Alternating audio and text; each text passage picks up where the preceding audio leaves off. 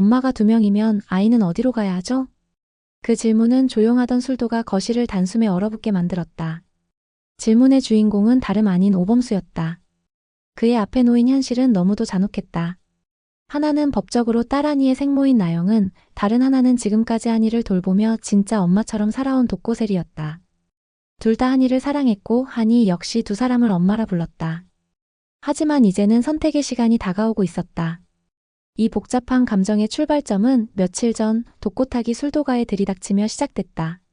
모두가 모인 자리에서 독고탁은 폭탄 같은 말을 던졌다.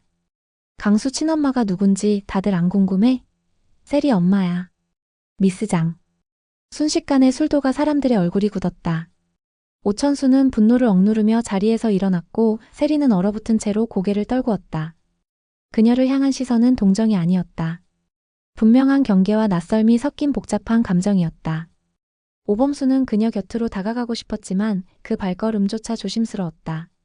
그녀는 이미 너무 많은 벽에 부딪혀 있었기 때문이다. 며칠이 지나도 술도가는 평온하지 않았다. 장미애는 세리를 따로 불러내 단호한 목소리로 말했다. 넌 우리 딸이 아니야. 내가 널 키운 건 내 선택이었지만 이젠 그 선택이 잘못됐단 생각이 들어. 이 집안에 더 이상 너의 자리는 없어. 그 말은 세리의 가슴을 송곳처럼 찔렀다. 장미애의 말에는 감정이 배어 있었지만 그 감정은 따뜻함이 아니라 철저한 거리감이었다. 세리는 말없이 고개를 끄덕였다. 눈물은 흘리지 않았다. 아니, 흘릴 힘조차 남아있지 않았다. 그날 밤 세리는 잠들지 못한 채 거실을 서성였다.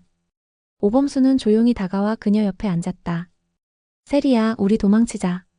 이 집에서, 이 기억에서 우리를 오가매는 모든 걸 벗어나서 한이와 셋이서 새로 시작하자.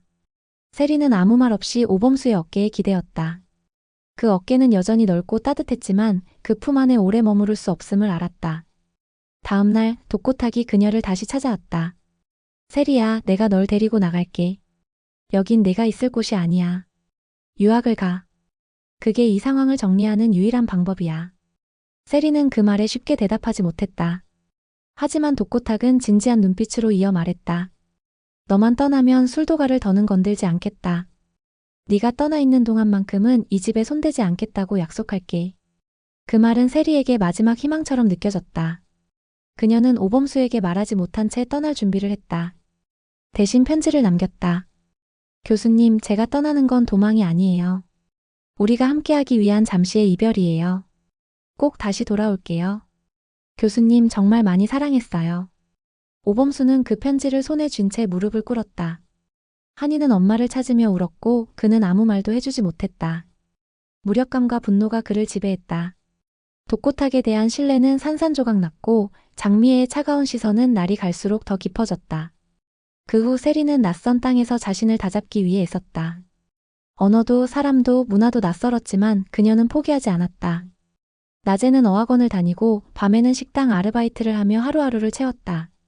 매일 아침 한이의 사진을 보며 마음을 다잡았다. 한이야, 조금만 기다려. 엄마가 꼭 돌아갈게. 그러나 더 큰 시련은 곧 찾아왔다. 한이가 실종된 것이다. 하원하던 중 보육선생의 부주의로 행방불명됐고 선생은 한 여성이 한이를 데려갔다고 말했다. 그 말을 들은 순간 오범수는 직감했다. 나영은이었다. 그의 전 연인이자 한이의 생모.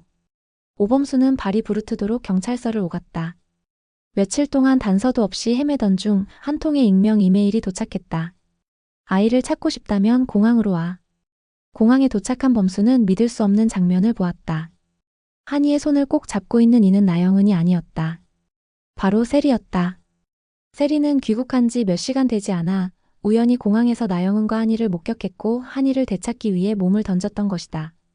나영은은 이미 출국을 시도하다 실패한 채 공항경찰에 의해 제지당했고 한이는 세리 품에 안겨 있었다. 세리는 범수에게 조용히 말했다. 아빠가 약속을 어겼어요.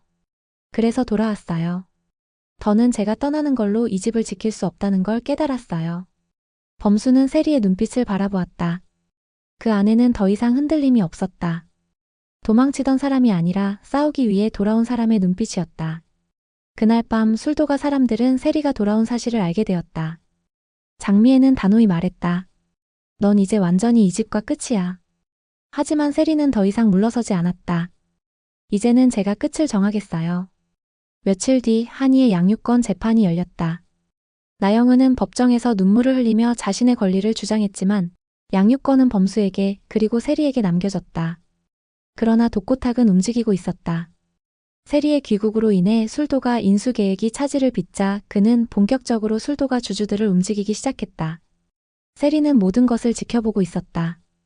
이 집은 제게 상처를 줬고 제 가족을 부정했어요.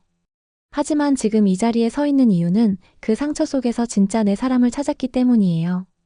범수 씨는 포기하지 않았고 한이도 저를 선택해줬어요. 난 세리 씨 믿어. 이제부터 우리 진짜 가족이니까. 그로부터 몇 달 후 술도가는 새 술을 출시하며 전통과 현대를 잇는 새로운 브랜드를 시작했다. 한이는 다시 웃음을 되찾았다. 그들의 시간은 천천히 흘러갔다. 단단하게 그리고 흔들림 없이. 그리움이 차곡차곡 쌓인 만큼 서로에 대한 믿음도 깊어졌다. 범수는 매일 세리를 위한 도시락을 싸고 세리는 그 도시락을 받은 뒤 작은 쪽지를 남겼다. 오늘도 함께 해줘서 고마워요. 그리고 어느 날 술도가 거실에서 다시 가족들이 모인 가운데 범수는 조용히 무릎을 꿇었다. 세리야, 이젠 도망도 아니고 싸움도 아니고 그냥 우리 이야기로 남고 싶어. 나랑 결혼해 줄래? 세리는 눈물을 머금은 채 웃었다. 이젠 나도 내 이야기를 선택할 수 있을 것 같아요. 그래요, 교수님. 그러나 그들의 결혼 소식이 퍼지기 시작하자 한 장의 편지가 세리 앞으로 도착했다. 보내는 사람은 없었다. 편지엔 단 한 문장만 적혀 있었다. 넌 아직 끝나지 않았다. 세리는 편지를 가만히 내려놓았다. 그녀의 눈빛은 흔들리지 않았다. 하지만 마음 깊은 곳 어딘가 예감처럼 스며드는 싸늘한 기운이 있었다. 다음 이야기 세리는 어떤 진실과 다시 마주하게 될까?